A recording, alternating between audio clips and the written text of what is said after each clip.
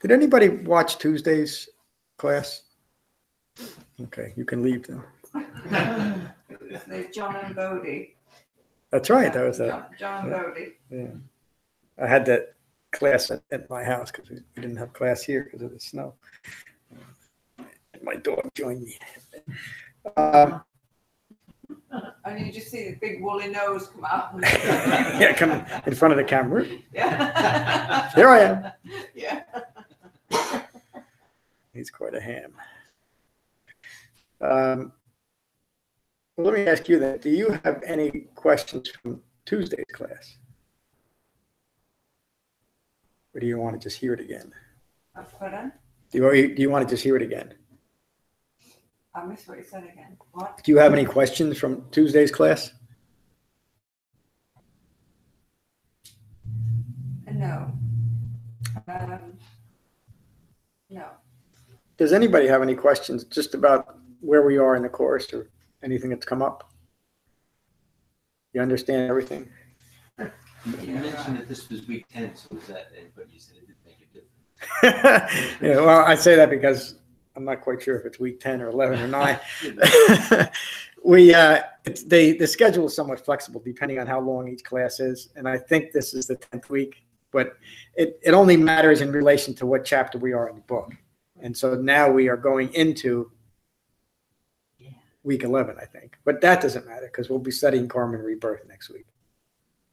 So yeah. So forget about the weeks. It really doesn't matter.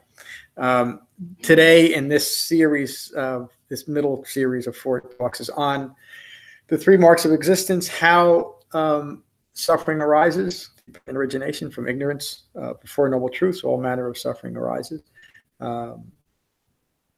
And just that, the actual experience of suffering and what it is that experiences that. And that is 5 clinging aggregates: form, feeling, perceptions, mental fabrications, and ongoing consciousness. Now that 5th aggregate, consciousness, remember, is thinking, ongoing thinking rooted in ignorance of 4 noble truths. And you see this nice little package that we get ourselves stuck in. So the Buddha set out to seek understanding, not of the great question. I know you've heard me say this a few times, but it's really important to understand it in this way. He wasn't concerned about the great questions, like men and women have been since the beginning of time. Where do we come from? Where we go? What happens when I die? Is the universe infinite or finite, et cetera, et cetera? And if you look at those questions close enough, the Buddha often would say, when people's questions were really taking them into the weeds, he would say it's your questions themselves that are deluding you. Let go of the questions.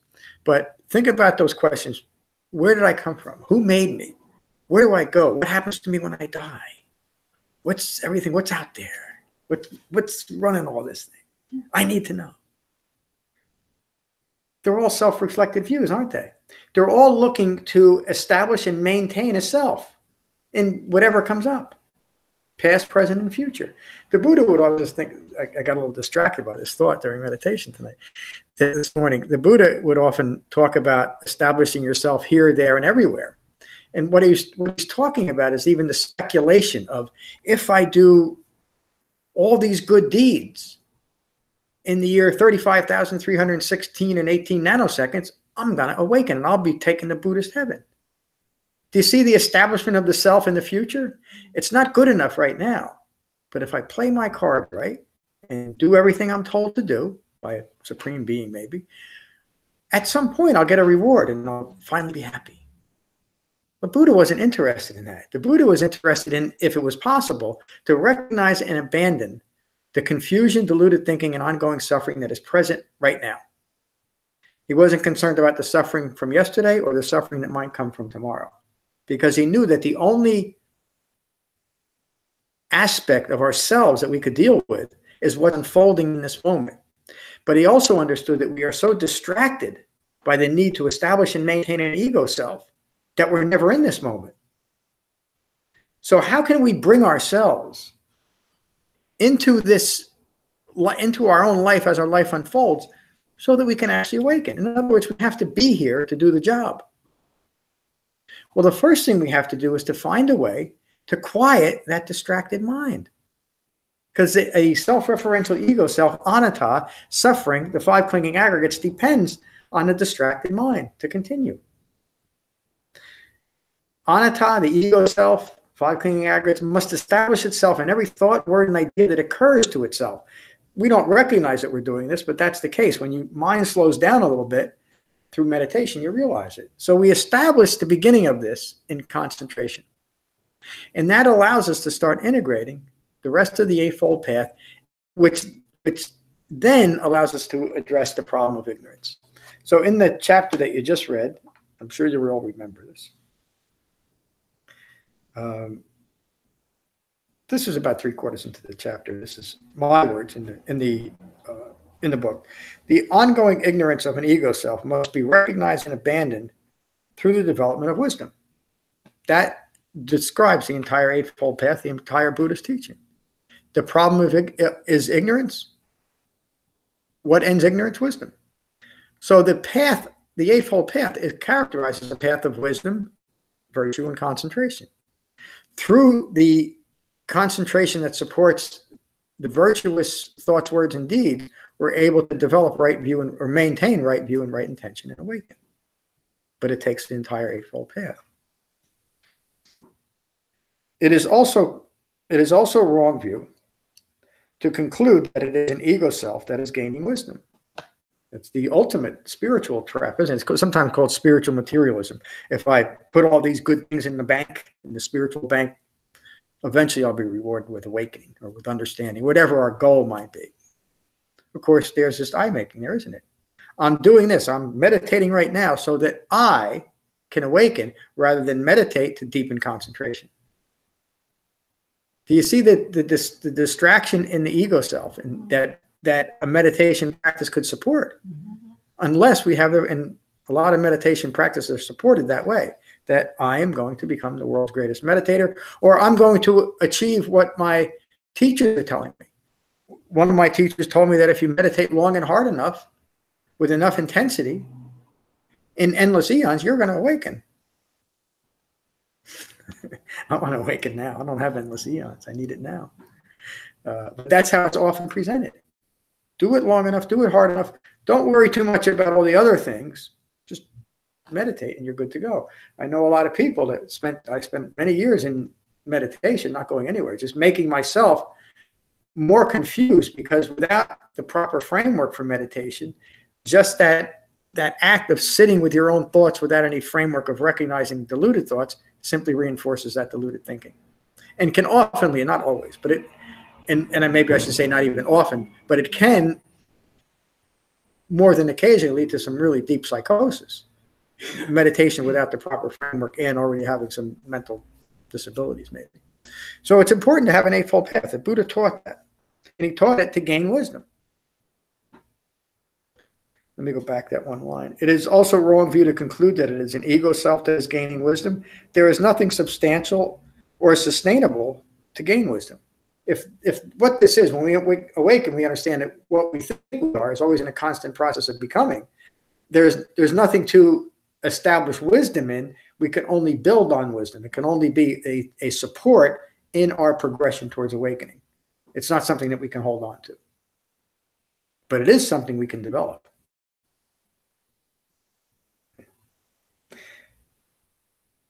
Ignorance can never give rise to wisdom or to understanding. Wisdom arises when ignorance of the Four Noble Truths is supplanted by the profound knowledge of stress and the experience of the cessation of five clinging aggregates. Is that clear? Did you say that again? Sure.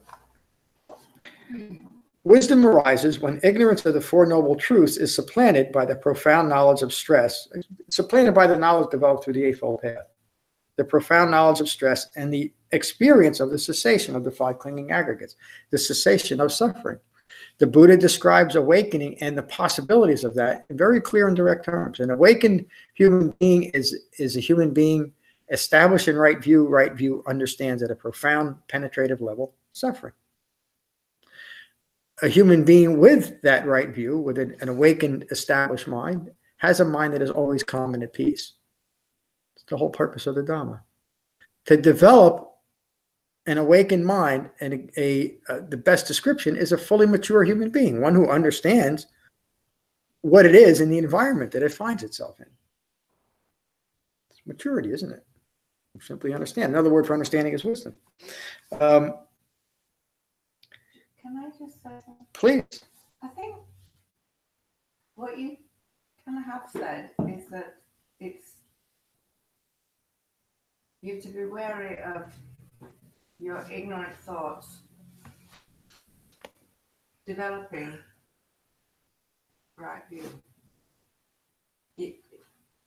Well, I would say your ignorance is hindering right view.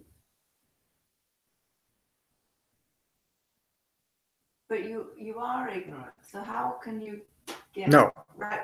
Boy, we talked about this are- earlier. You are right, ignorant. So how can you get right view without ignorant thoughts when you are ignorant? Through the Eightfold Path. That is exactly what the Buddha considered upon his awakening. How can an ignorant mind understand its own ignorance? We need a framework to see it, and that's the Eightfold Path. But be careful. Remember, we talked a little bit earlier. Because in this practice, we learn that the self is insubstantial and always in a constant process of becoming.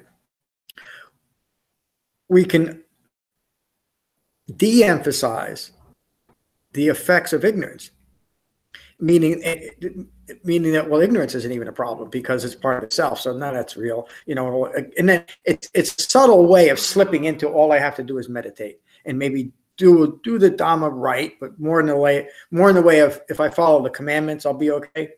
If I kind of go through the motions, I'll be okay. And that's not really it. We have to actually do the work. We have to recognize and abandon ignorance. We have to learn something. What? We have to learn the Dhamma, and then we have to learn ourselves through the Dhamma.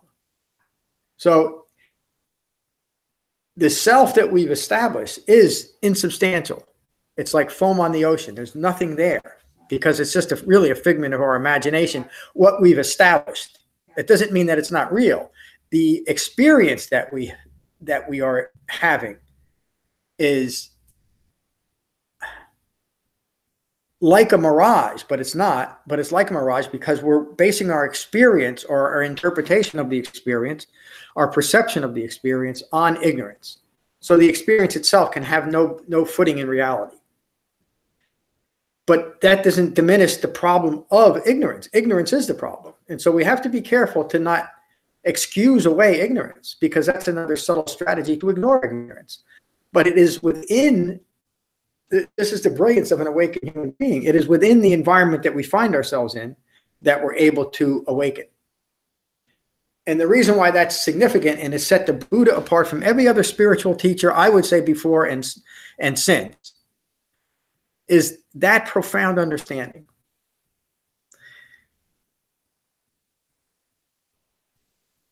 The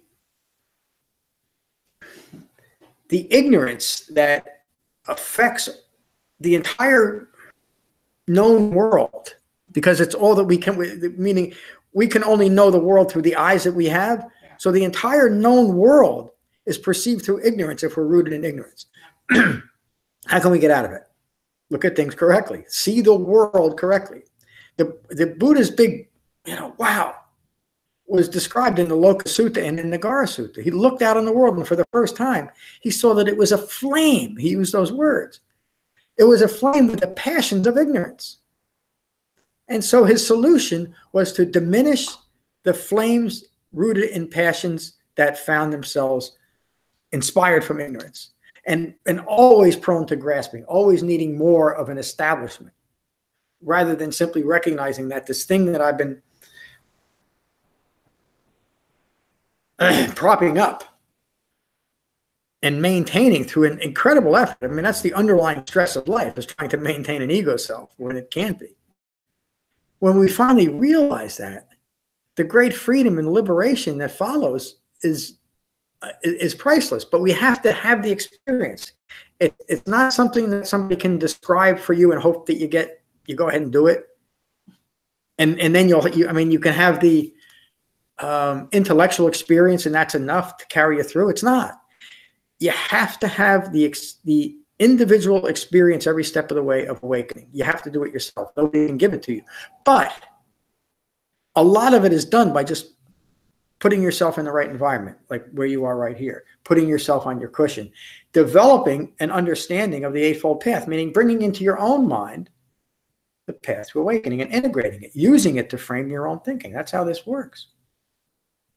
So before we come across the Dhamma, before we come across Four Noble Truths, before we come across the Eightfold Path, there's ignorance.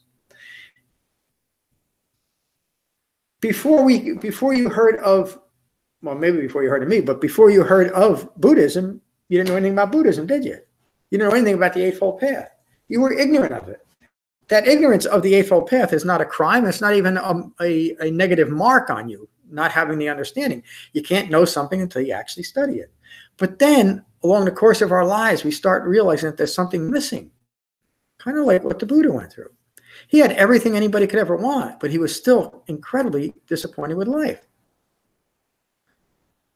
That's the same disappointment that brought us here in some way, looking for something to answer some questions for us, to provide maybe a substantial existence, because we feel that this thing we're trying to establish can't really be established, can it? What's going on here? And so we start looking at things. And in my mind, if we're fortunate enough, like I was, to come across the teachings of an awakened human being that really show me what's going on, that I can have an experience of understanding, not just follow someone else, not just follow even a Buddha, because the Buddha said, don't believe me, because that's useless. Follow this path and you can have the same experience I did.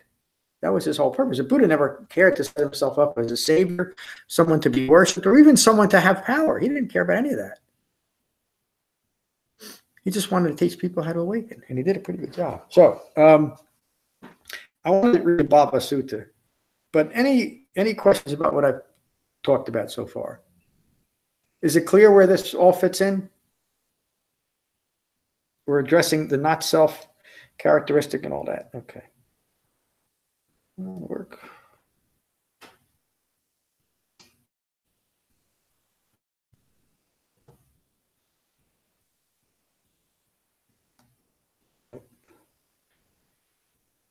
New tablet takes a while.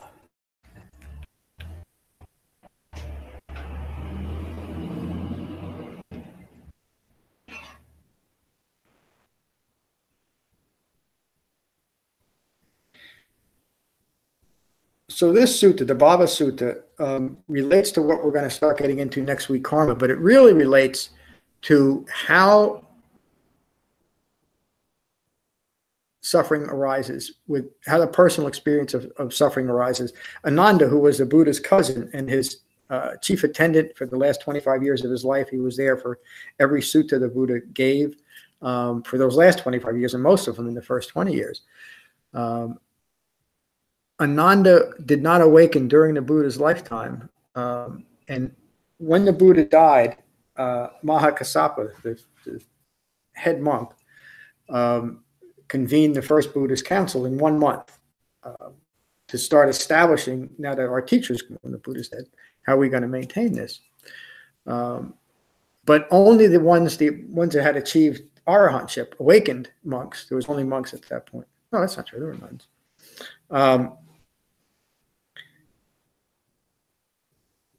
In order to be part of this council, you must have had awakened. You must have had achieved arahantship. Ananda hadn't, despite all that time with the Buddha. And he heard that he was not going to be at the first Buddhist council, and it upset him so much that at that point, with a strong determination, he said, oh, I'm going to get this now. And with that strong right intention, he awakened. And we're lucky, because if it wasn't for Ananda had developed this word perfect or picture perfect memory, likely from many years of concentration practice, meditation practice. He could remember in minute detail everything the Buddha ever taught. And so at the first Buddhist council, Ananda was charged with repeating the words of the Buddha. The way the council was set up with these 500 monks, they would listen to Ananda, and if they would all agree that this is what they heard the Buddha say, then they would include it in the oral record. So Ananda would get up and he'd say, if you read the Pali Canon, you'll see a lot of the suttas start with "Thus have I heard," and it's kind of curious why they keep putting that in there. Who is it? That's not saying that. This is what I heard. Thus have I heard. And then most of the suttas first describe briefly the setting, who was there and where it was. And the reason why this is so the other monks that were there 2,600 years ago say, yeah, I remember that exactly. Ananda's right. So-and-so was there. It was in that place. I remember the Buddha's words. That's part of the record. And so this went on for quite a while. And then just to finish the story, I can't think of his name right now. Another one of the monks then recited all the rules that the Buddha set out for the Sangha, called the Vinaya. And so the Ananda's teachings, and then the rest of the monks also added some more to that, became the Sutta Pitaka, the second book of the Pali Canon. And what the other monk taught came the Vinaya Pitaka, the first book, the rules, the Patimokkha, as it's called. All right, I just wanted to establish who Ananda was, the importance of him in the Sangha. And now, so Ananda, again, we can't know where in the Buddhist teaching. There's no chronological order to these teachings. But we know that Ananda must have been listening pretty intently to what the Buddha is teaching, because now his question is on becoming. And you'll remember when we went through dependent origination between the 6th and 7th, the 7th and 8th steps of that, clinging and maintaining brings becoming. And in the context of ignorance, remember dependent origination, in that context, clinging and maintaining brings becoming more ignorant. And so Ananda's confused about, what do you mean by becoming? And he asked the Buddha. Becoming, to what extent is there becoming? The Buddha replies, Ananda, if there were no karma ripening within the feeling property, would the feeling property be noticed? Everybody knows what that means? Can you repeat that? Open conception. Yeah. Ananda, if there were no karma ripening within the feeling property, would the feeling property be noticed? Who is the feeling property? What is the feeling property? Individual or So the feeling property, written something?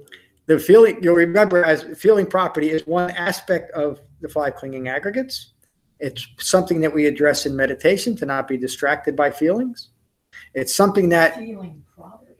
it's something that we come in contact with through our senses. In other words, it's the reaction through our sense contact that causes a feeling, and usually thoughts that flow. So once a feeling arises, that's the feeling property. Our minds want to immediately apply an identity to it. It's not enough for an ego self to say that's just a feeling property. It has to be John's feeling property. I have to own it. And so that's immediately where the struggle comes in, with just seeing it as a feeling property. Just leave it at that. It's a feeling property. Karma ripening within the feeling. Karma is a present moment unfolding of past intentional actions moderated by the present level of our mindfulness. Mindfulness means to hold what we're holding in mind.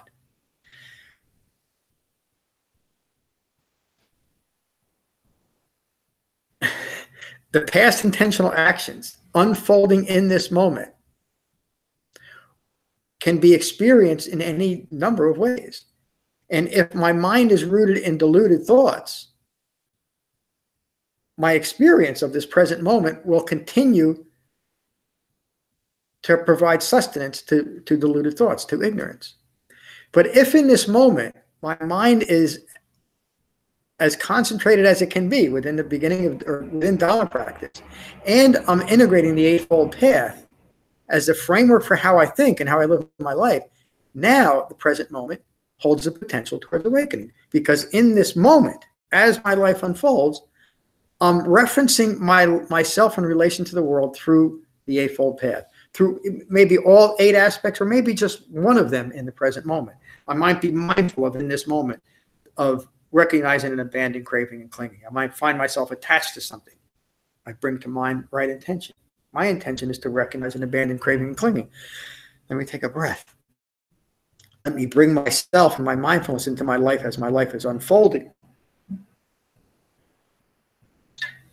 rather than remain distracted by my own desires, by my own craving and clinging. Do you see? it brings us right here, right where we can do a good, what Lorna brought up before. It puts us in our place. I think you've heard me say it before. If you're in New York and you want to go to Chicago, but you believe you're in Los Angeles, you're not going anywhere. Well, you might go somewhere, but you'll never get to Chicago. You have to know where you are. You have to put yourself in your place through mindfulness if you're going to get to your destination, which is awakening. But you can't get there unless you're in your body. One of the big misunderstandings or things most overlooked about what the Buddha taught is that he taught a way of integrating the mind and the body in such a profound way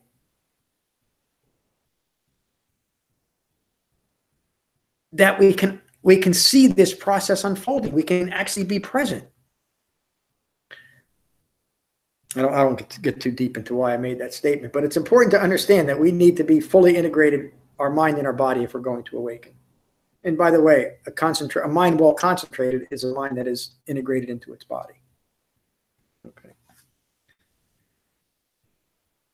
And clear this. And so within the feeling property, would the feeling property be noticed? What does that mean? Karma simply describes the process of having a human life rooted in ignorance. It's completely impersonal. It's not reward. There's no reward or punishment aspect of karma that's being imposed from some system or outside force. The punishment and reward comes from our own actions, our own thoughts, words, and deeds. And it's immediate. You know, John Lennon was right. Instant karma is what we have here. It's always unfolding in the present moment. And it will get you too if you don't watch out. The beauty and the power of understanding that is it starts depersonalizing this experience. And so then we can understand that because I have awakened now and I'm no longer reacting to what's arising, there's no establishment of the feeling property.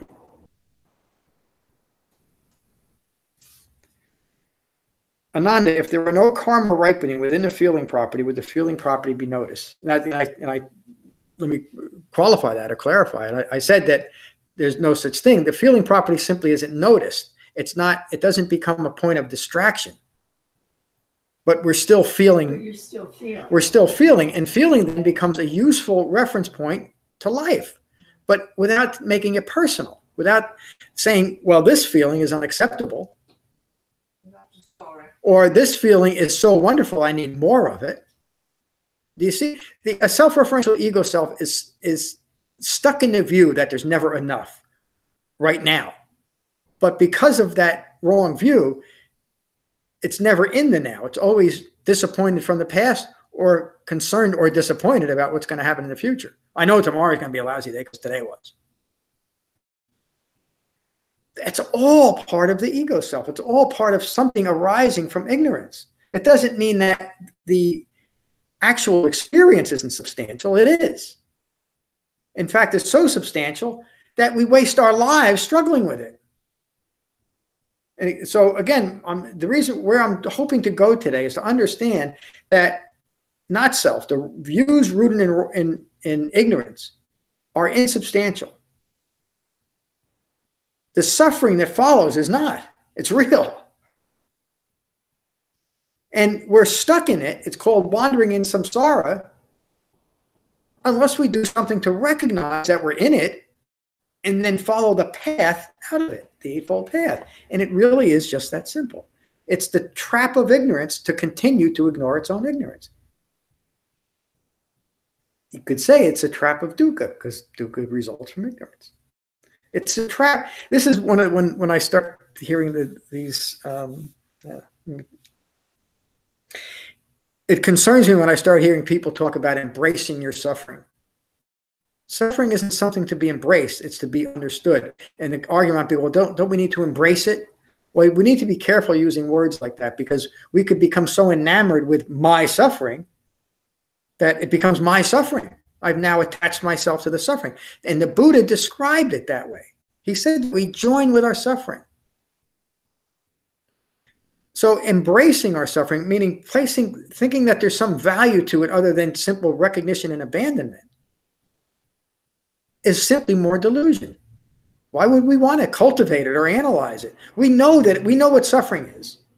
If we allow ourselves the wisdom to understand it, and if we know what suffering is, if we truly understand it, we won't pick at it like a scab. We won't try to see what's underneath it.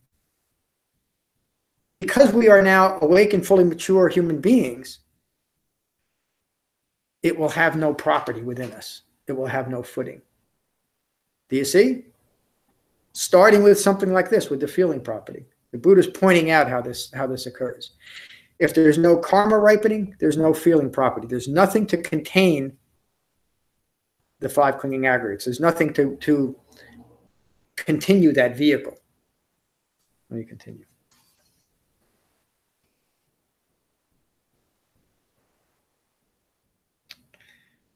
Sorry, I lost my place.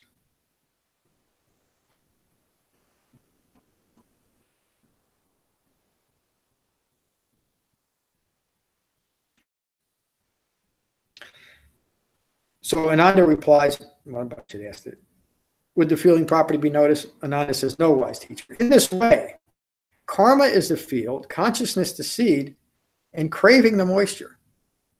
I just love that line. Karma is the field, consciousness the seed, and craving the moisture. Relating this to a gardener cultivating a field, we have to cultivate our own suffering. It takes wrong intention to do it. It doesn't just happen. With the suffering that we are experiencing, no matter how it is, and all suffering is relative, meaning that our own experience of suffering is our own experience. Yours is yours, theirs is theirs. Everybody has an individual experience of suffering. It's just the way it is. And it's not helpful to start comparing suffering. That person has it much worse than me, so I'm lucky, but why am I like, that's all self-referential. Suffering is inherent in having a human life. Karma is the field, meaning that because of past intentional actions were rooted in wrong view, we've sown wrong seeds into this field. Karma is the field. Consciousness is seed and craving the moisture. Wrong thinking has now planted the seeds of suffering in the field of my life. Boy, talk about metaphors. Wrong suffering has planted the seeds of suffering. And where's the fertilizer? Craving for that very suffering, craving for the results of that ignorance. Karma is the field, consciousness the seed, craving the moisture. That's describing our life. Our ongoing thinking is keeping us stuck in this field of wrong views. And our craving for self-referential existence is continuing that field. It's watering the crop. So what do we have to do? We have to cut off, in order to stop the crops from growing, we have to cut off the fertilizer, don't we? And then we have to cut off, if we cut off the fertilizer, the seed won't grow, the seed of ignorance. So if we can cut off craving and maintaining becomes further becoming. It's getting right to the point. It's relating itself directly to dependent origination and tying in five clinging aggregates, tying in the personal experience of suffering. So where we're going next week with karma and rebirth, and these previous, well, counting this week, these previous 4 weeks, is tying together the impermanence of all things in the world, in creation, the misunderstanding of self, the not self characteristic, and the resulting dukkha. Those are the 3 marks of existence. They arise, and we went into dependent origination 2 weeks ago. The suffering in that misguided interaction between impermanence and a not self characteristic arises from ignorance, and it's experienced as 5 clinging aggregates. And the overarching experience is described as karma. But it's all not self. It's just looking at it from a different way.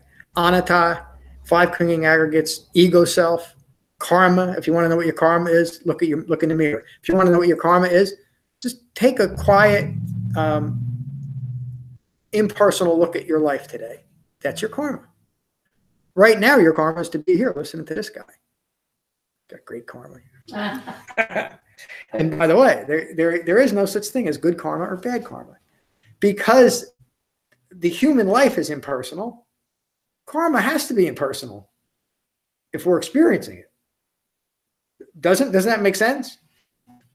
How could everything in the world be impersonal except this one thing that we're putting a label on called karma, which is simply describing the experience that I'm having rooted in ignorance. It's just a label. It has no substance of itself. It's just used to describe a process. As in all of the Dhamma, karma is part of the process.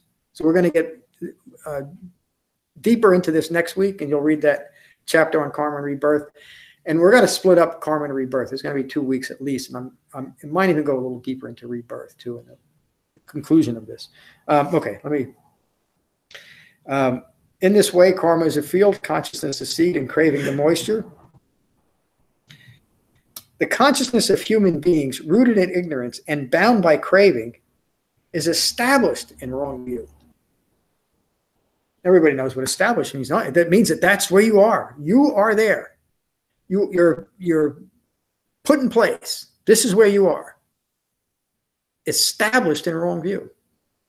What am I going to do about it? Established in wrong view, renewed becoming is produced. Renewed becoming further ignorant. If there is no karma ripening in the form property, would the form property be noticed? That one sentence, I'm reading my words, contains the entire implication of the Dhamma. With no karma left to ripen, there are no self-referential views clinging to form. With no self-referential views remaining, no self-identity clinging to impermanent phenomena, the form property, now is simply a reference point for the life dispassionately unfolding. Clear? So Ananda replies, no, wise teacher.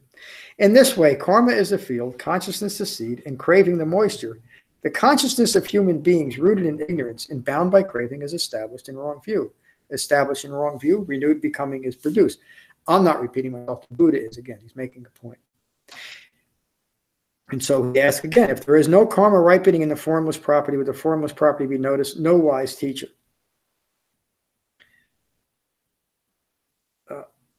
Then the Buddha emphasized that. I'm not going to repeat another thing. Established in wrong view, renewed becoming is produced. So he's using this sutta and everything that Ananda knows at this point. Remember how the sutta started. Ananda wants to know what is becoming. So he's using everything that Ananda knows and pointing him back to this moment. Look at the quality of your mind. That's why I ask that, or I say that at the end of meditation. Notice the quality of your mind. Be at peace with your mind. That's another key to developing awakening. To learn to be at peace with the present quality of our mind, no matter what. That's the fourth foundation of mindfulness. You remember when we went through that, and it's what we're striving for. The present quality of mind. What's occurring right now? Understand this now as we're moving into next week on karma, because that's where excuse me.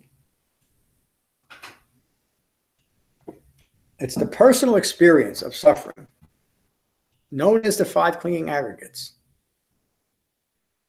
that experiences karma. Karma is the field. The five clinging aggregates are what's growing in that field.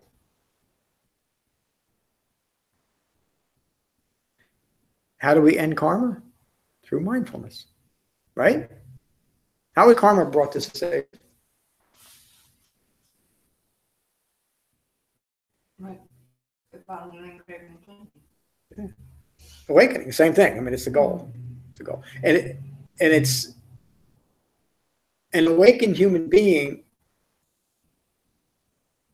no longer creates additional karma, but may experience the momentum of past intentional actions. But it does it in a dispassionate way. And in fact, that's how you work through your karma ultimately, is things arise. There's another, and let me just mention this briefly. There's kind of this misunderstanding that karma is also like this overarching spiritual balance sheet, where if you do something hurtful, you got to get hurt. But if you do something really nice, you're going to get a prize. It's just not the case. And think about it, that's kind of a pretty silly way of, if I was a creator, it'd be a silly way to make things work out, wouldn't it? Karma simply describes what's occurring in our life. But if you want to know why you're suffering, understand that karma describes that suffering as rooted in ignorance. That's the important thing to understand. So if I'm having even a mildly disappointing experience right now, and I'm aware of the Dhamma, and I'm aware of that mildly disappointing experience, I can simply take a breath, notice notice the quality of my mind that I'm having, and let go of the need for this present moment or the present quality of my mind being different than it is. Simply be at peace with what's occurring, which means ultimately be at peace with what's occurring, not out there, not on Facebook, not in social media, not anywhere else, but in my own mind. That's what's most important. The most important relationship I can ever have is with my own mind. That's understanding. That doesn't mean that it's the only thing that I should consider, because the Buddha teaches a middle way.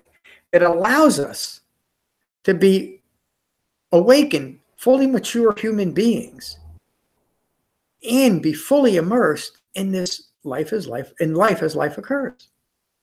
It's not an escape. It's a way of developing a deep and meaningful life as your life unfolds, which is what everybody wants. The biggest problem with, we touched a little bit about this a few weeks when we were talking about that, the ambivalence or the indifference to most of our life. It is in that way that we lose our lives, but it's in that way that we accept the suffering because we're not constantly at that boiling point. We seek things out to relieve the stress of life, don't we? I mean, we create great strategies to do that, and some of them are absolutely necessary, but some of them are pretty hurtful. The most effective strategy for dealing with stress was discovered 2,600 years ago. End it, or end your contribution to it. And wouldn't that be the most responsible thing to do? It is, by the way. And we can do it. We start, and as a Sangha, we've gone pretty far. I'm not just talking about who's here today, although you all are advanced students. The other ones are coming along. Now, as a Sangha, we've really advanced in a remarkable way in relation to the Dhamma as a whole. There's 35 or 40 of us here that really understand it. And that's remarkable because there's not that many people that understand the Dhamma in this way, the way the Buddha taught it. And the other thing that's remarkable is the courage that you all have to continue. Because there's times, I know, because I've been through it, and I teach a lot of people and I hear it. There's times when Dhamma practice is just, it's just awful. It feels like nothing's going on. Why would I want to put myself through this if I'm end up having a day like, and even Dhamma practice isn't inspiring. It doesn't have to be, does it? But you can awaken. It's at those moments where, and we're going to get to this in 3 weeks when we get to the hindrances. It's at those moments where the ego is just not engaged. There's nothing stimulating it. There's nothing distracting it, that it really starts turning on the Dhamma and blaming the Dhamma because it's not excited. It just doesn't give me any excitement. That son of a bitch, Siddhartha, look what he did to me. Yeah. He created a reality that's no fun at all. But I get to be peaceful. Can I give up fleeting fun, fleeting ego satisfaction for a common peaceful mind? It's really the bargain. Can I give up something that is completely insubstantial, hurtful, prone to suffering, like foam on the ocean? As long as I don't want to have fun right now. No, that's not true. It's chasing after, I think you all see this. It's chasing after all those things. And we think we need to be happy and safe and secure and have prestige and have people look at us right. That's the problem. But it's the ego that believes that. So it continues to do it, despite all evidence from the beginning of time that constantly satisfying an ego self just leads to more suffering for yourself and for everyone. Again, responsibility says, let me awaken. Let me do it now. Let me begin, and we all have in this room, but let me begin right now, at whatever point I am in my life, establishing a life of lasting peace and happiness. Because an awakened human being said I can do it. And he left his Dhamma.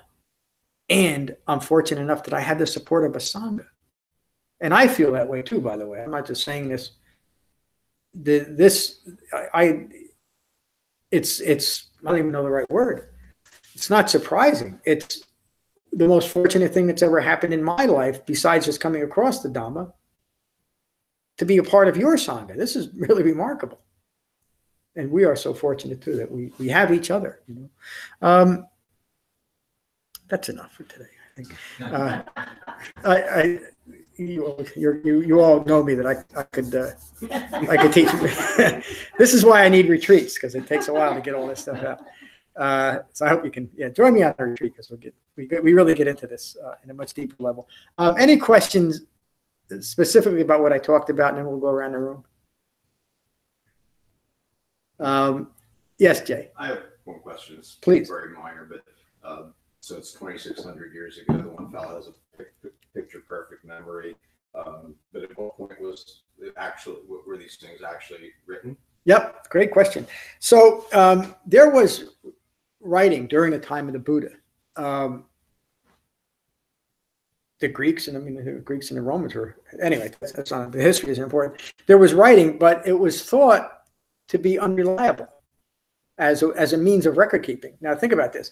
The reason Buddhist chant came into being, not as a spiritual practice or a way to appease a god or a goddess, even though it's often used that way. Chanting came as a way of memorizing the Dhamma. After the first Buddhist council, groups of monks and nuns were given a section of the Dhamma, and say that some of them, there was always 10. There might be groups of 6, there might be groups of 8, might be groups of a dozen. Some monks had 25 people in their group. And each group was responsible for a portion of what they had just orally preserved. And so that smaller group would then spend their time reciting what they just learned and checking each other for accuracy. And then they would use this method of teaching also. So that when you read the Pali Canon, those of you that have the repetition is the most difficult thing to overcome. In my writing, and as I put the articles up and in the books, I edit as much of the repetition out as I can, because I find it a distraction, but without losing the emphasis that the Buddha was doing. So there's a lot less repetition in my recounting of the suttas than if you read the Sutta Pitaka. Where was I going with that? That's how you were talking about how the oral Oh, should be the written. thank you, Jay. So that was at the first Buddhist council. The second Buddhist council was about another, I've got to remember my history, about another 150 years in the future. And during that time, they continued with this oral tradition, or the chanting. And that's how they taught. Around the second Buddhist council, there was talk now about preserving this, but they didn't put it down in writing initially, because they thought, and think about this, I believe this is true, and I'm glad they didn't. If they decided that, take a handful of monks and you go off by yourself, and I want you to remember the first 5 years of the Buddha's life, and you write that down, and this monk gets the next 5 years, and this group gets, et cetera, et cetera, et cetera. And an individual writing down what they recounted the Buddha taught, and we'll make that part of the record.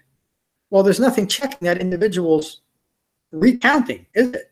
It's just a written record. And once it's written and it's accepted, then that individual view is now the established written record of an awakened human being, rather than the oral tradition. So when they finally got to writing it down, they had another council where they actually went through this process of recitation and writing it down at that point.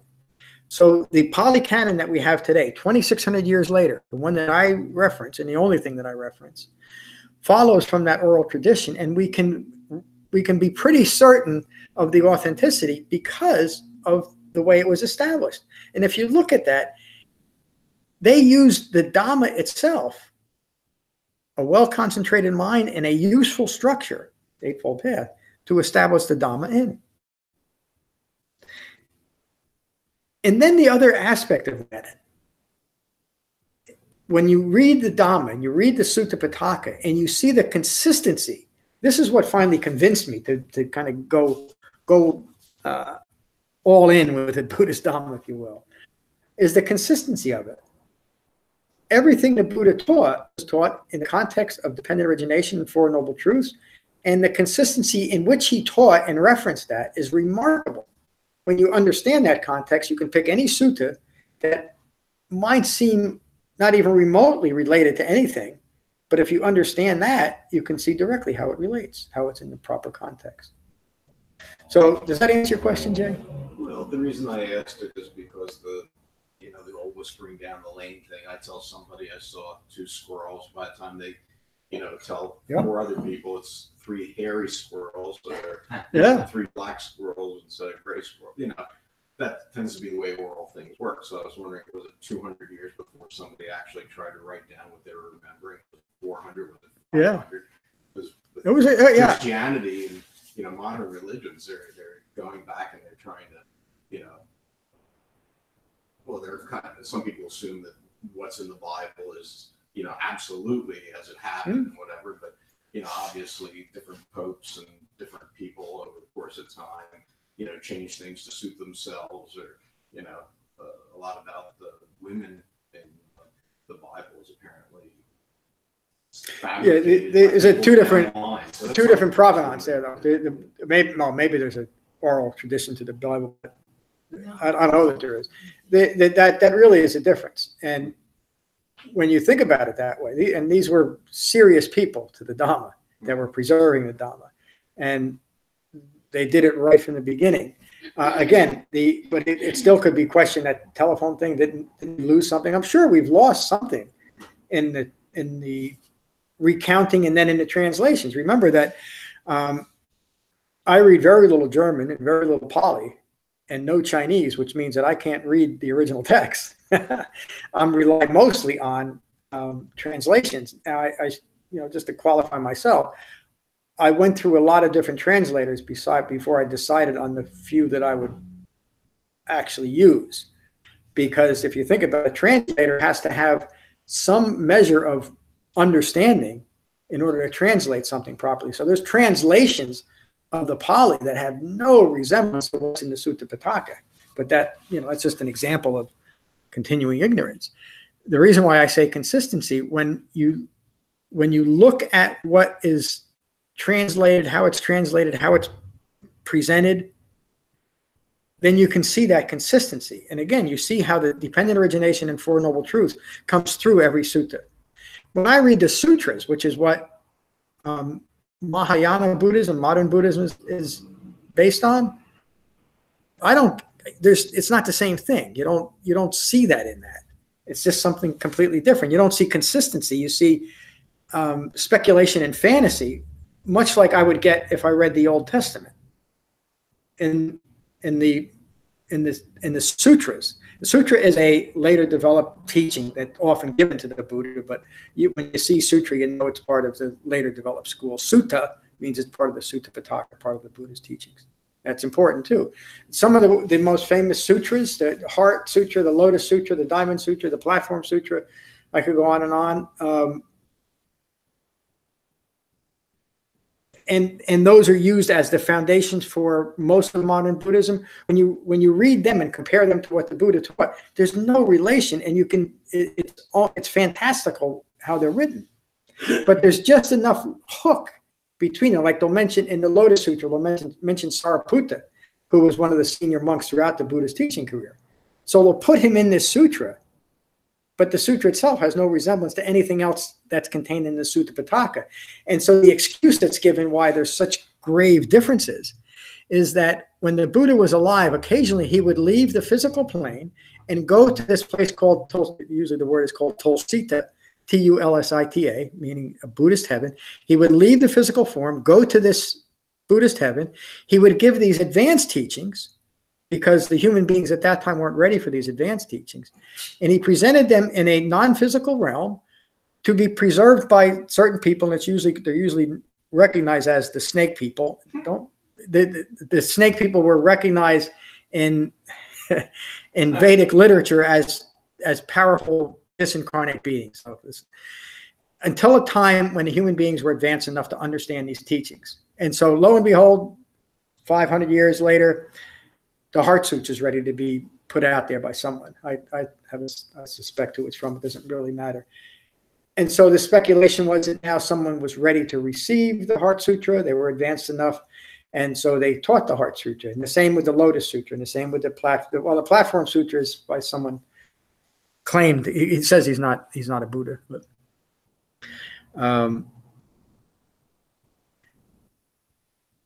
that's kind of what I was referring to. Is it? They took the original, and within 500 years, they had changed it. And where you may know now that they changed it. well, they didn't change it. Well, you say they, who, The people who are. I mean, the Dhamma. The people who are writing the sutras. Yeah, the original writing of the Pali Canon was done reflecting the oral tradition. right. So it's accurate, or it's as accurate as it can be. But then people changed, and again, they made sutras out of it. They made all kinds, supernatural yeah. stuff, which was not. Yeah, I mean, Right. go online and do a search of famous Buddhist quotes, and I would bet that just about every one of those quotes isn't even relatable in any way to what the Buddha actually said, Wow. but they become a part of the lexicon. The Buddha is often portrayed in ways that support modern views, but are completely ignorant, such as that he was a complete pacifist. He wasn't. He was a realist.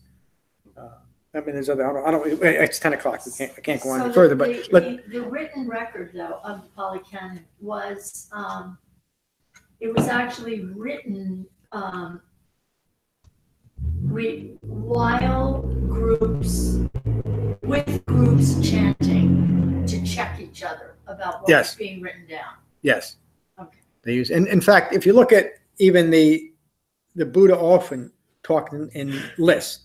Four Noble Truths, Eightfold Paths, Yeah. 5 Hindrances, etc. There's even a book called the Book of Numbers. If you wanted to, in the Book of Fours would be the Four Noble Truths. In the Book of 8 would be a talk on the Eightfold Path. In the Book of 5 would be the 5 Hindrances. So you can relate it that way.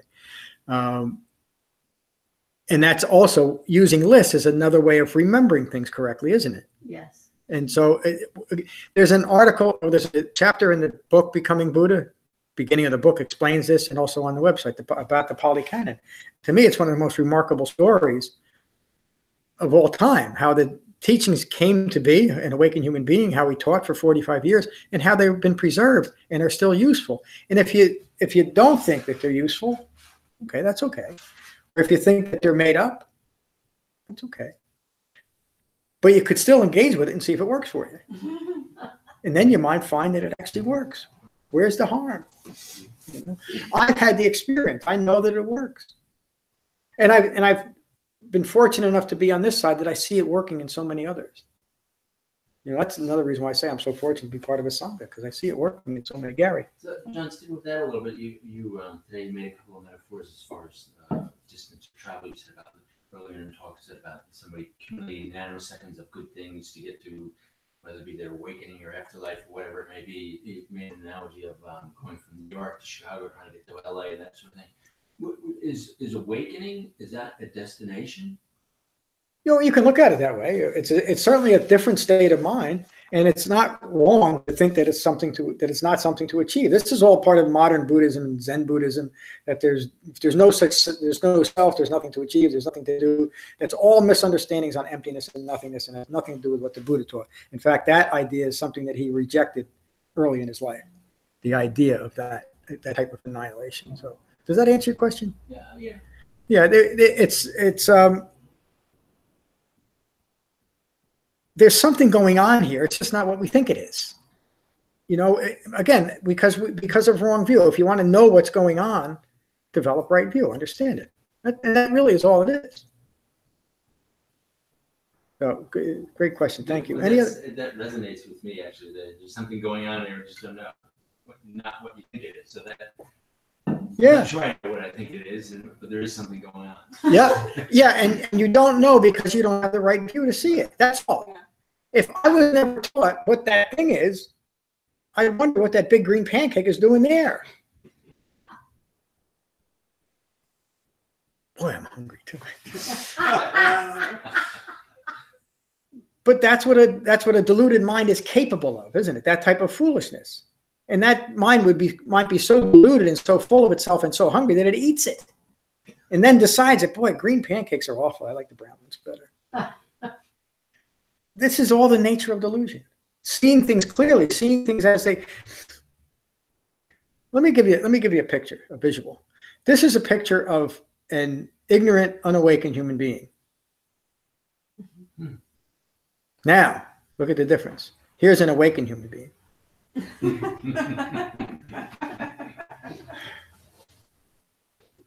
I hope. I hope.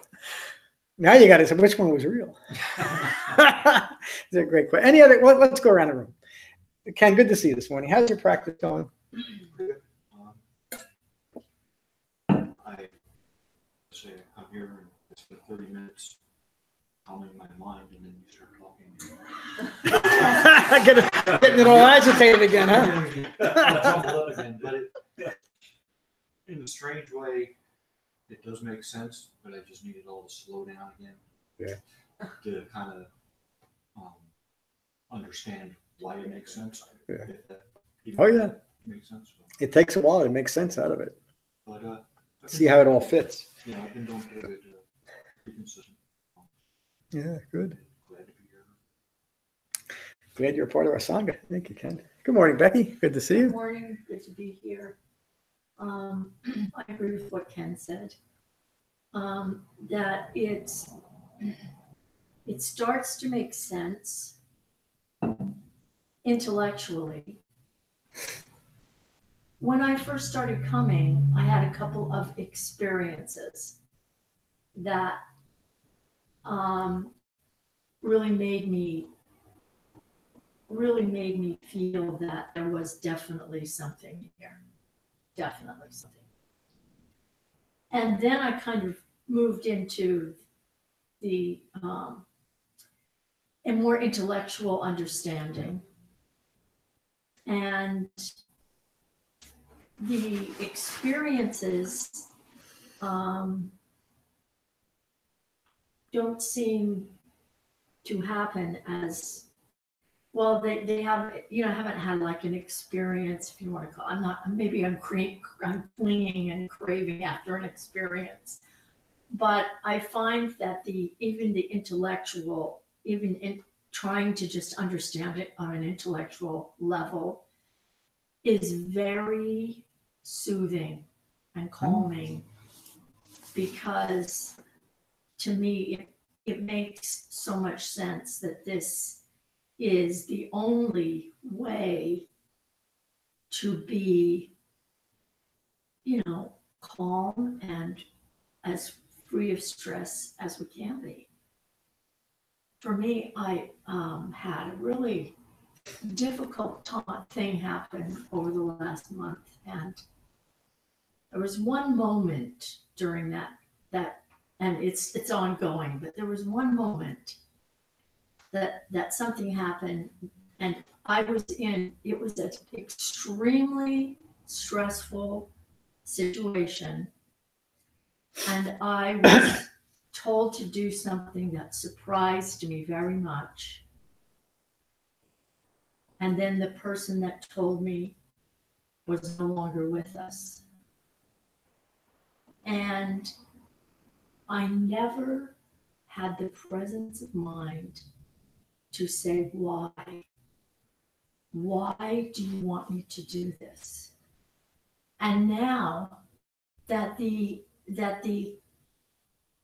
repercussions of his actions are taking place and are really destructive, I keep going back to, why didn't I say why? Why why didn't I say why? And that has been just like, but you know, I just say to myself,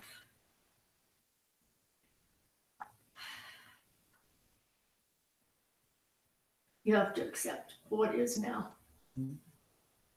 And it's just ego that's saying to you that you should have said why, that somehow you could have stopped all of this grief from happening if you had just said why.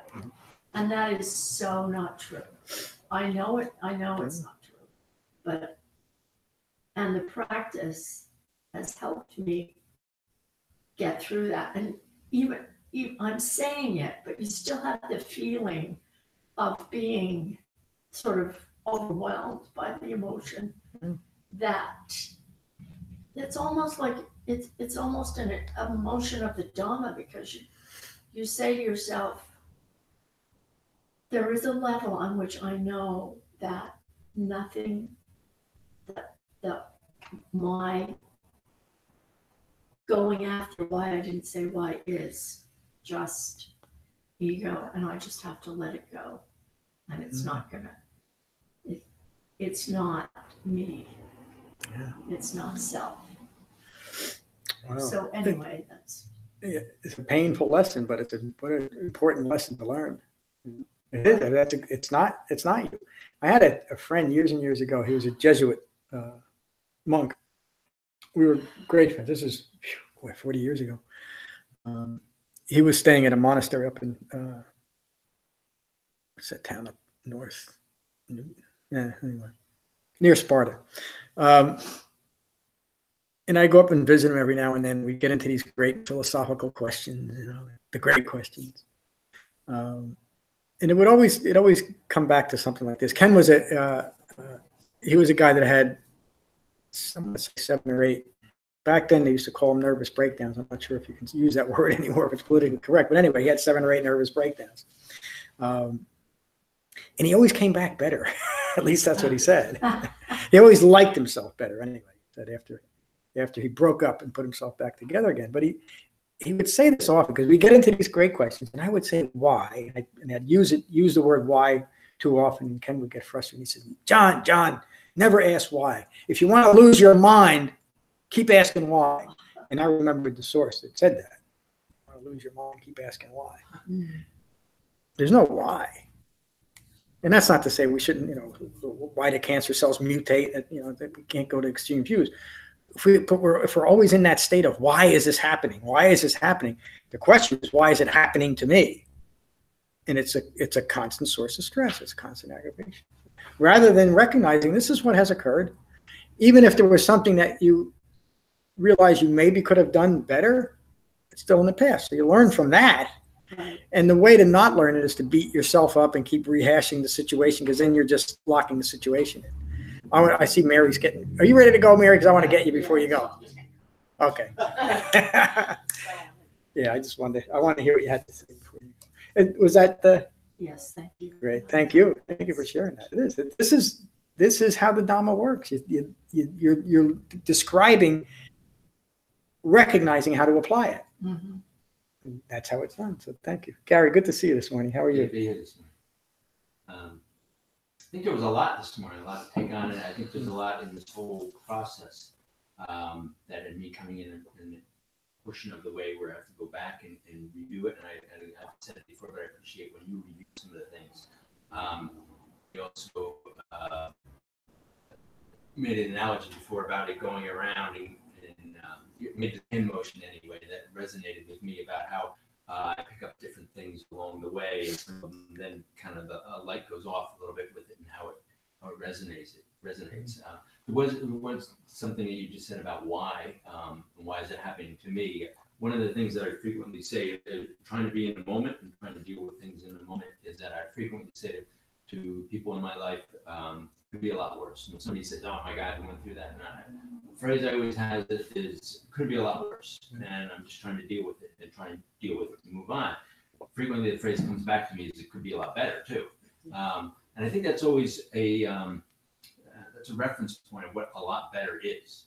And what is a lot better. And you know, we also have a funny phrase in work saying more better. So you got something, but it could be more better. And to me, that the better or the destination, I'm not sure again that I've embraced the term destination, is being in the moment, and being able to enjoy the moment and being with self in the moment. And I think as I accumulate those things that go around, I had the opportunity to listen to some past instructions last night that I think as I accumulate that going around, that helps me, whether it be a destination or just being in the moment and being able to get to that point of being in the moment and letting other things go. That's what I'm looking forward to. Yeah. Oh, thank you. There's certainly a destination, a goal to the Dhamma, and you know it's just modern teachings. It says that there isn't. The Buddha always talked about the goal is awakening. The goal is understanding suffering. The goal is letting go of craving and clinging. There's a lot of things. There's a lot of tasks to accomplish, and the end result, the destination, is awakening. In our life, as our life unfolds, it's just that way. Thank you. Jay, good to see you this morning. Thank you. Nice to see everybody. And I had a lot of thoughts going through my head of the different things we touched on today. And I can't put my finger on any one of them in particular, but again, another sort of reality-based question. If I'm talking to somebody and I'm trying to describe the teachings that we're doing here or whatever in 5 words or less, or, you know, in a short sentence, you know, can you give a label that I can use to describe the kind of teaching? I know the label, it's just for convenience sake. I realize that, you know, in the great cosmic scheme of things, it doesn't mean much, but what would you label this type of study? It's situational, okay? Meaning it depends on who's asking the question, who I'm trying to explain it to. Often the best description is how the Buddha described it, is understanding the nature of suffering and ending my contributions to my own suffering. Okay. Sometimes I'll and I was thinking about this when you were talking too, Gary. We're teaching radical acceptance. You know, another way of saying it, accepting what's occurring in my life as my life unfolds without the need for it to be any different. You know? It's a little bit different than being in the present moment. There's a catch to that idea. We can become fixated on, am I in the moment? Am I in the present? You don't really have to think about it. If you're mindful, you're in the present. If you're meaning mindfulness framed by the Eightfold Path, you're in the present. So, yeah. Okay. That's a good answer. Yeah, thank you. Thank you for the question. Great questions today. Lorna, good morning. Good morning. I think learning the Dhamma, you kind of get hold of some teachings, and then you kind of get gratification for looking at it and learning it, and you get it, and then you gratified that you got it. And sometimes you kind of just plod your way through it, and you're not really, I would say not understanding it, but you're not really understanding it in enough sense to sort of maybe implement it into your practice. And that can be a bit of a bland time. Or it feels like a bit of a bland time, a bit of an uncomfortable, what we're doing it for, but I think that's just learning the Dhamma. You know, you just have to get through some barren times when it's seemingly nothing is sort of learned, you're not learning anything new. And it seems a little bit barren. And I think probably that's just where I am at the moment. So I just have to push through it and come out the other end, learning with a little bit more insight, learning a bit more about the Buddha teachings, and then being able to implement that a little bit more into my life. So I'm just sort of in a bit of a flat space at the moment. And so you've recognized in the last few years the impermanence of those situations, even the highs and lows of Dhamma practice. Yeah. Dhamma practice, that's why I'm bringing it up. It's just that way. Sometimes it feels wonderful, and sometimes it's awful, and sometimes it's just not enough distraction. Thank you. Glad you shared that. Lisa, good morning. Good to see you. Good morning, John. Thank you. Always great to be here. So we keep coming back. And I'm not sure I know why exactly. Pick up the book and I might not read it all, but I'll read a section of, different things, we're supposed to be reading, and I don't know if I'm inching along or repetition is good. And I'd like to hear what you have to say and what everyone has to say. And there's just something very calming about it all. It's a different atmosphere here. Whether it's the instructions of right speech, noble silence, and some of those things, I don't know. I don't know what I don't know. It's a wise statement. I know what I do know. But I feel what Becky was saying about, and I think I said this a long time ago too, that you first go through the intellectual, like, I can see all that. And then she said the feelings. But I think those are, feelings, the five clinging, I think that's part of the five clinging aggregates are, I have to go through the understanding, but not say that's it. That's not it. And feelings come and go, and understanding comes and goes, and it doesn't go linearly. It's just like, I don't know, looking through binoculars, and everything is fuzzy. You can't make out things, and then things start to come into focus. But they go out of focus too, and it's always changing. You are now on a Kandana. You didn't take the reference. When the Buddha's very first teaching to the five buddies that he had been with, he taught the Dhammacakkappavattana Sutta. And at the end of the sutta, Kandana said, all conditioned things that arise are subject to cessation. The Buddha said, you are now on a Kandana, the one who understands. That's what you just described. Everything everything arises and everything comes out of existence. Everything, including suffering, including what Warner was just talking about, the Dhamma, our experience of the Dhamma.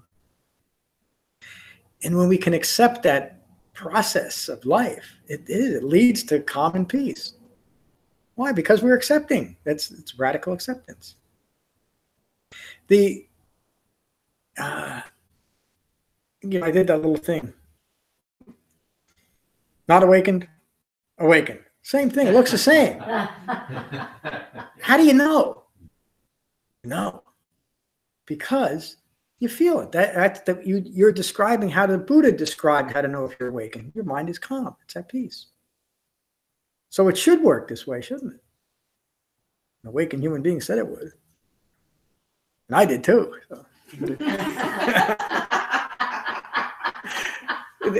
Was there anything else? I interrupted you too. I'm sorry. No, it's just what it is. It's these cushions. It is. Yes. But when you said that about what that is, it just reminded me of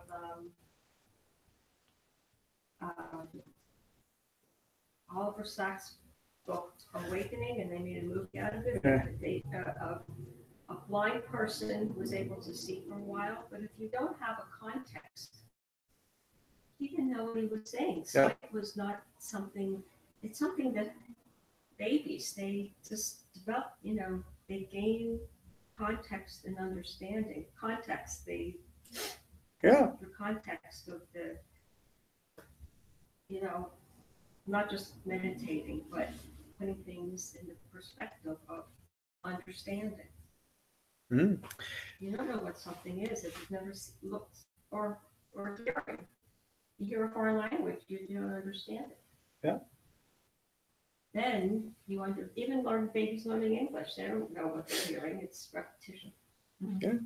Until you learn something, you're ignorant of it.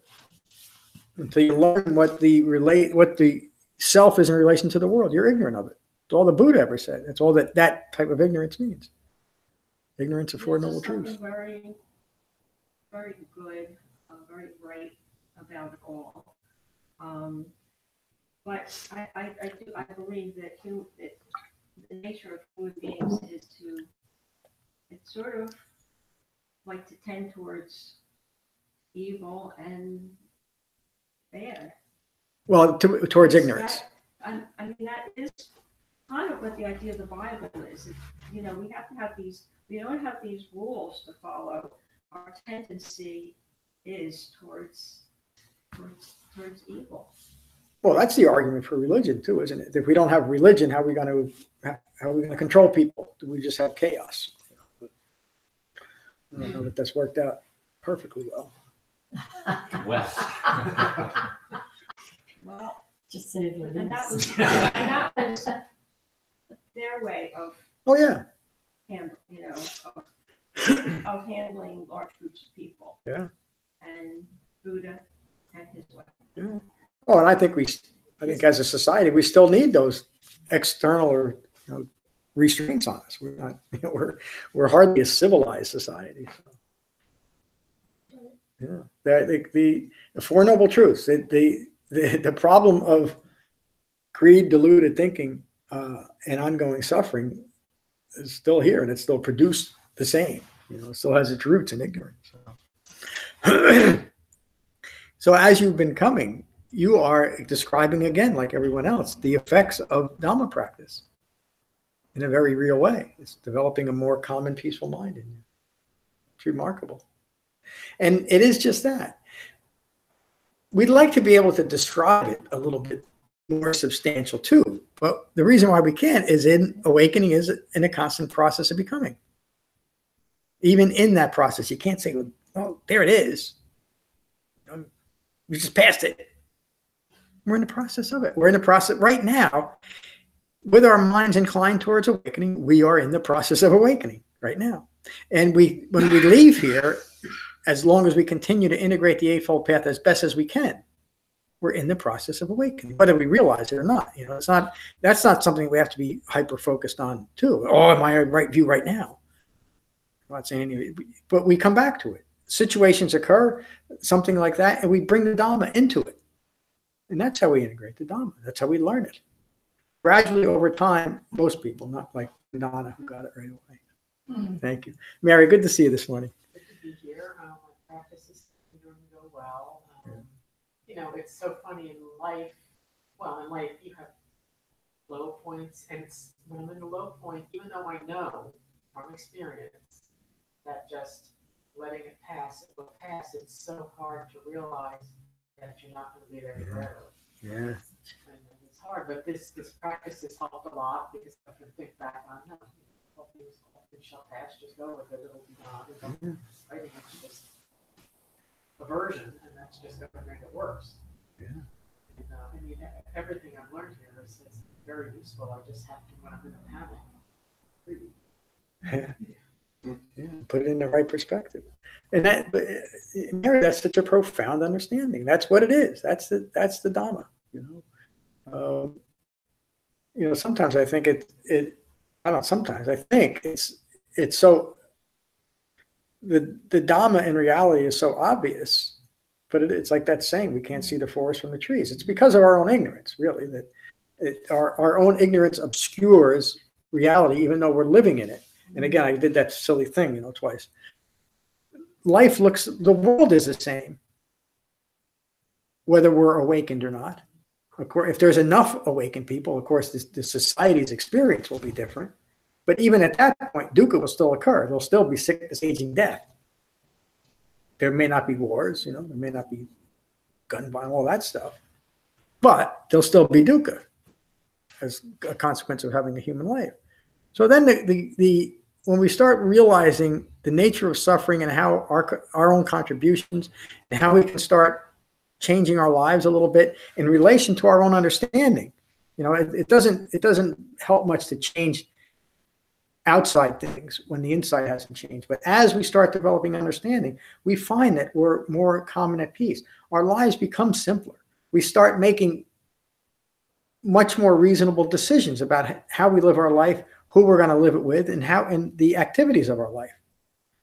That's the essence of mindfulness. We make more mindful decisions, more rational decisions framed by the Eightfold Path, framed by wisdom, rather than ignorance. And the result is, guess what? A more calm and peaceful life. That shouldn't be surprising, except it works. Any other questions or comments about where we are? So we've come a long way in this year's Dhamma study. We have a little bit more to go. We're going to get into karma next week. So you'll read I think it's chapter 10, but the chapter on karma and rebirth. And the talk next week will be on karma. And then the week after that, we'll get into rebirth. And that might be a couple of weeks, because there's a couple of suttas that I want to start introducing to that. Rebirth is one of those, again, greatly misunderstood things. Modern Buddhism, portrays it completely different than what the Buddha did. The Buddha portrayed the continuation of physical life through beyond death in a completely different way than it was taught during the Buddha's time too. They taught a form of reincarnation that's just about what they teach in modern Buddhism and modern Hinduism, which is something that the Buddha didn't teach that. We'll get into that in the next few weeks. All right, our retreat's coming up May 17th, pretty quick. So if you're coming, please sign up as soon as you can. It helps me greatly with my logistics. So we'll finish like we always do with the Metta Sutta. So find your relaxed meditative posture. Gently close your eyes and gently close your mouths. Again, take a moment to become aware of the sensation of breathing in your body, your in-breath and your out-breath. And these are the Buddha's words on metta from the Karaniya Metta Sutta. This is what should be done by one who is skilled in goodness and who knows the path of peace. Let them be able and upright, straightforward and gentle in speech, humble and not conceited, contented and easily satisfied, unburdened with duties and frugal in their ways, peaceful and calm and wise and skillful, not proud or demanding in nature. Let them not do the slightest thing that the wise would later reprove. Wishing in gladness and in safety, may all beings be at ease.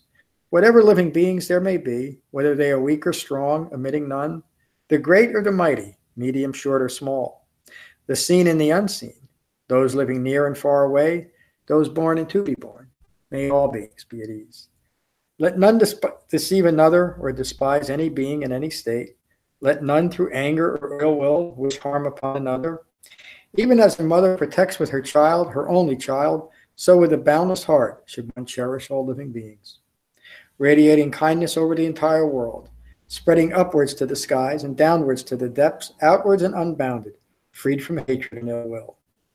Whether standing or walking, seated or lying down, free from drowsiness, one should sustain this recollection. This is said to be the sublime abiding. By not holding to fixed views, the pure-hearted one, having clarity of vision, being freed from all sense desires, is not born again into this world. Thank you all for a wonderful class. Peace. Cushions up, cushions down. Cushions down. Thank you.